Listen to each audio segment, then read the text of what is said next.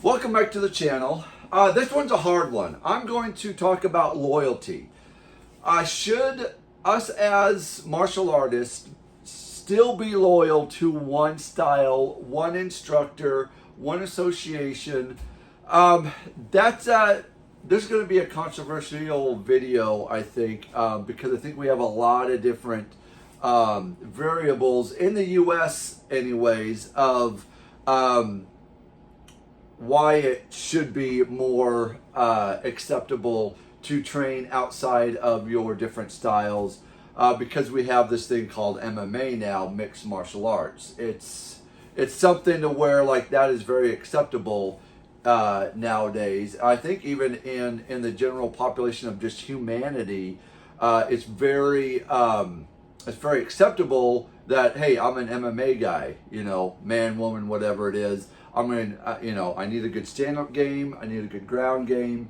And so we're set with this, thing of it's okay to go out and branch out and train these different styles.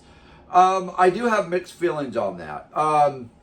Now, yes, if you are a straight MMA guy and like you eat, sleep, and breathe MMA and you're wanting to get in that cage, then by all means, like, yeah, go, train however you need to train whoever you need to train with. I would do the same thing if I was in my younger years, and of course I didn't have a handicap. I would definitely be doing that no matter what anyone else said. Is that just an American mentality? Probably. I know other countries would probably frown on that, but we're Americans, and that's just we can do what we want to do most of the time, and we like doing that. We like having that freedom. So with that, I would say yes. If you're straight MMA and that is your end goal, is to get that belt around your waist for your weight class, then by all means, train boxing, train jiu-jitsu, train a stand-up game, kickboxing, things like that. Now for the average martial artist, someone that just wants to learn martial arts, just wants, learn how to defend themselves, maybe compete if that's something that they is attracted to them. Point fighting, the pumses, forms, katas, that's something they're interested in. Weapons, things like that. They just want to express an art form within the martial arts, and we roll over into the sports side of martial arts. But for the average man or woman, I think it is. We should be loyal to an extent. Now, here's a couple things that I would say, stay away from. If the instructor, if you just find things that are a little bit shady, you see some red flags in your studio, if you're there for like a week, 2 weeks, and things just don't seem to be, up to par, then I would probably say go ahead and find another style. I have had some videos on this, how to find, the best school, things like that. But the loyalty side is, we all want to be loyal to some way or another. If our instructors are good and they really do care about us, I'd follow my instructor, through fire if needs be. Like us as humans, we just have that loyalty thing that is brand within us. It's just, it's the same as waking up in the morning. We're going to be loyal to someone that is good to us, loyal to us. And it's just a human nature thing. So I would say yes. Try to be loyal if you have a really good martial arts style, if you have a really good martial arts instructor, a couple things that have to be in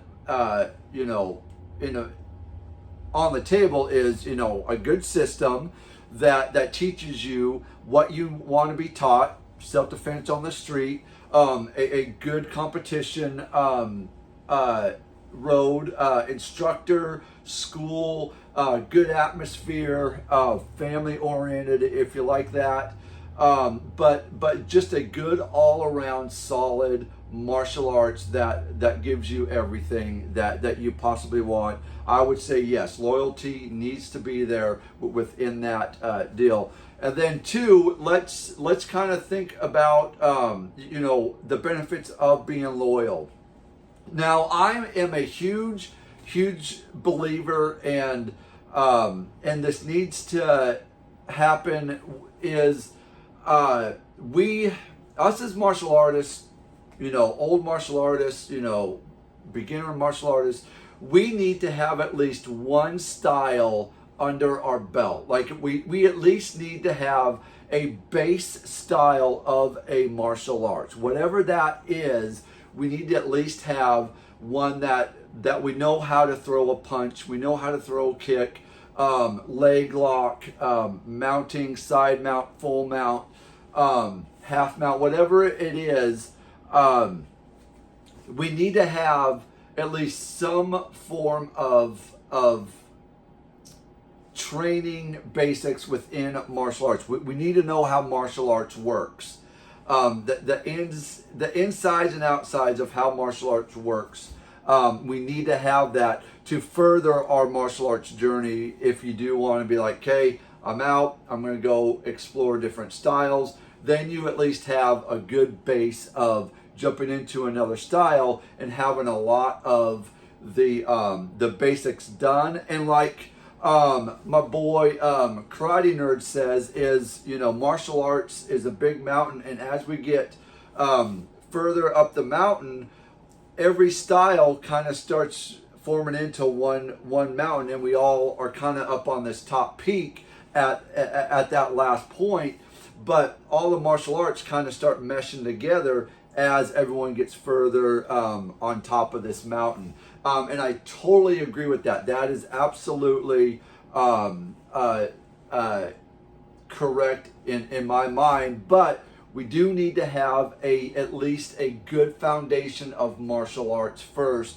And then that's where this loyalty comes in. And you need to get some training, some good hard training before we think about branching off, because if you're just good at a little of this and a little of that and a little of that and something over here, you're just not going to be a solid martial artist. If you look at the top fighters, even in the Chuck Norris world and Superfoot, Jim Wallace's world, they were point fighters, but they knew what martial arts was. They have that base.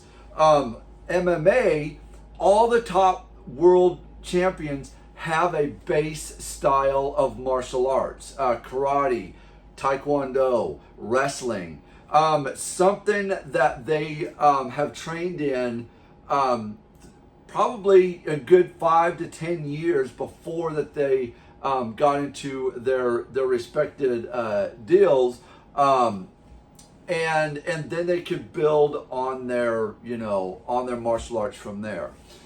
So that's just my take on that. I've been thinking about that for a while and just wanted to give you guys this video. If you have any other suggestions, or if it was pretty close, or if you got any other points of view, go ahead and comment down below. Thank you so much to all my subscribers. Until next time, guys, go ahead, train hard, train smart, and I'll see you in the next one.